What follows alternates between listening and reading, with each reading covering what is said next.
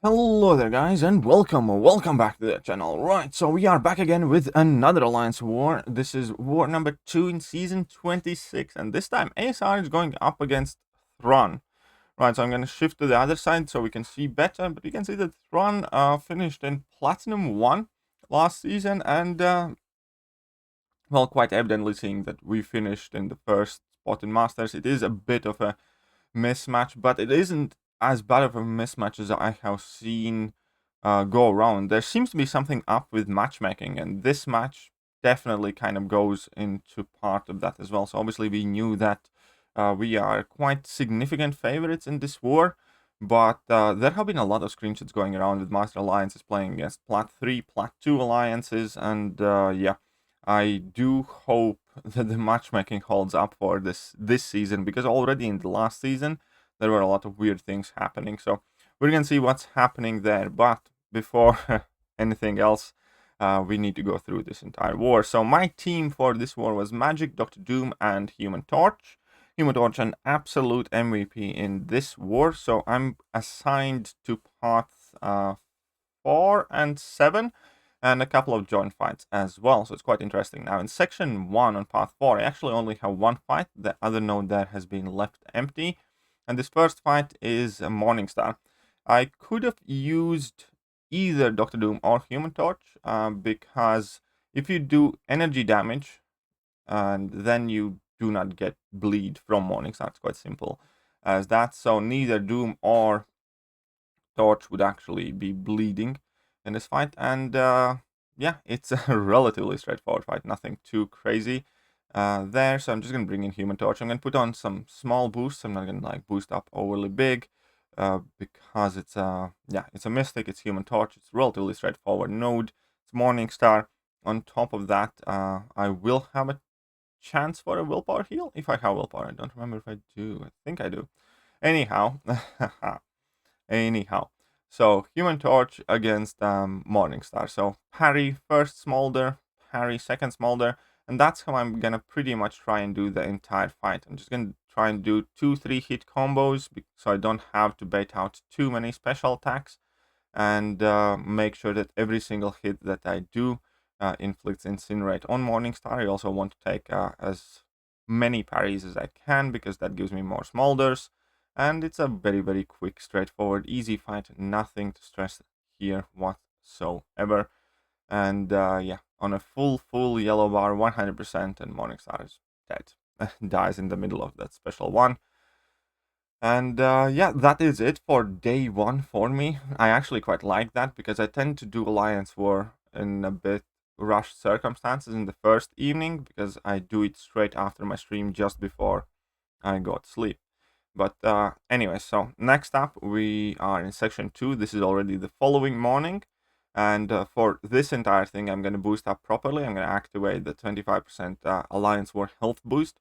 I did get a couple of these bundles a while back, because why not? These boosts last 6 hours, and even though for this war specifically I didn't really need that 6-hour duration, I actually didn't have any regular big health boosts, because now you can get the attack boosts from daily events, and you get the yellow boosts from, sorry, not yellow, the green boost from everywhere else, but the health boosts, I can't seem to find them, and those are the ones that are running low. So the first fight here is that Sasquatch with the encroaching stun, and this is actually a very dangerous node, but I'm using a fully boosted Human Torch with a pre-fight active, so I'm just gonna try and be aggressive as I can, and basically nuke him down, hopefully before the encroaching stun timer actually would expire.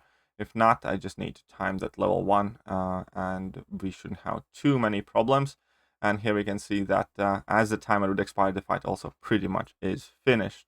So Human Dodge did absolutely fantastic. I also activated that Indestructible 3 boost for these fights, because I do have one that's about to expire later today, so I had absolutely no reason not to use that Indestructible 3 boost. And I'm actually gonna benefit from it for this fight and the next one as well, because these are relatively quick fights. So this is Powerful from Afar, Spite Annihilus, but Dr. Doom. Dr. Doom First of all, he's really, really good against powerful from afar to begin with, because every time you nullify opponent's power gain with your staggers or your level 1s or whatever, you gain a power gain of your own. And then obviously Dr. Doom is just absolutely amazing matchup for Annihilus by himself. So I was never worried about this fight. I could probably eat like 2-3 level 3s without any indestructible boost as well if I had to, and I'd more than likely survive it, because Dr. Doom is so tanky. He's such a beast. And yeah, so here after level 3, you just need to be careful not to overdo it with my power. And here I'm going to go for level 2, and that's just going to absolutely annihilate that Annihilus. So very straightforward, fairly simple, not too much to worry about here. And next up, we have Sorcerer Supreme on Kinetic Transference, Aspect of Evolution. Still have that Indestructible 3 boost active, so I'm just going to go in with Human Torch.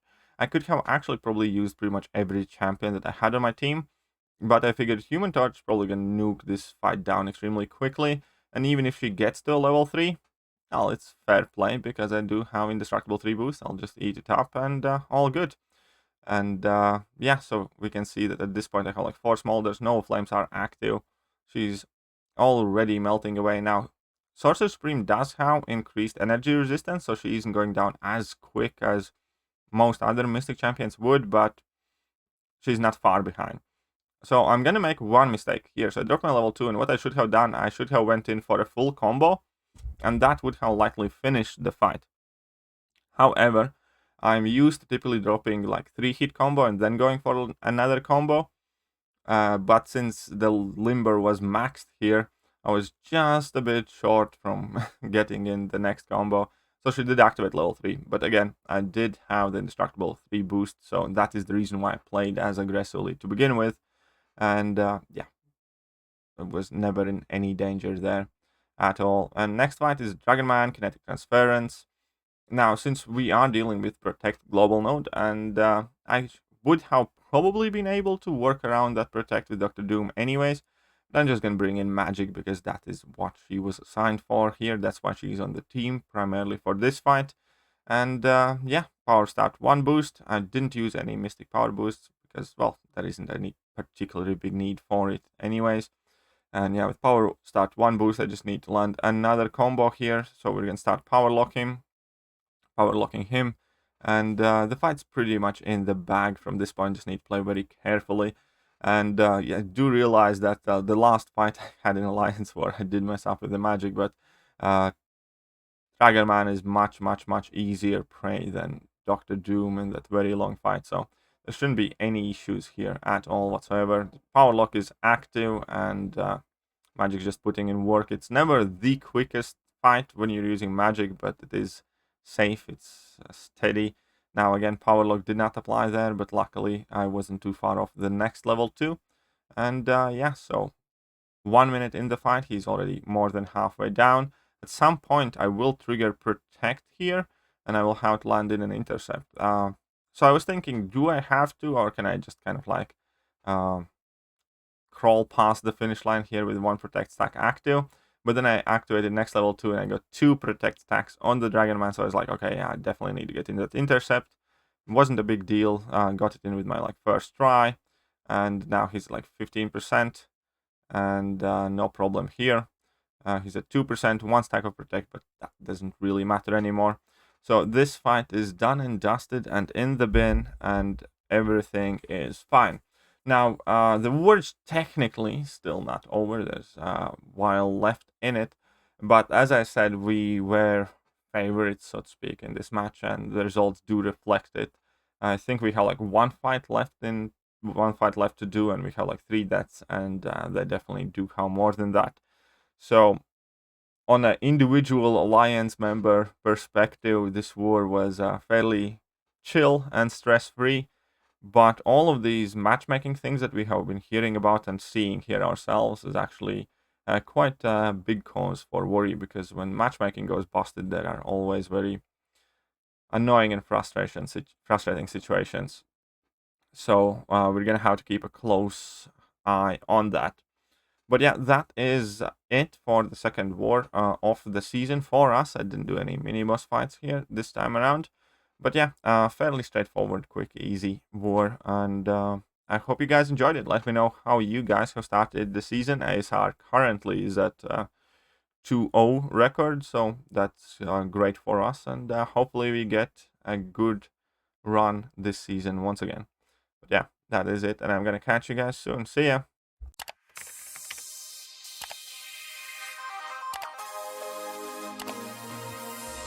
Hello there guys, and welcome back to the channel. So we have all the information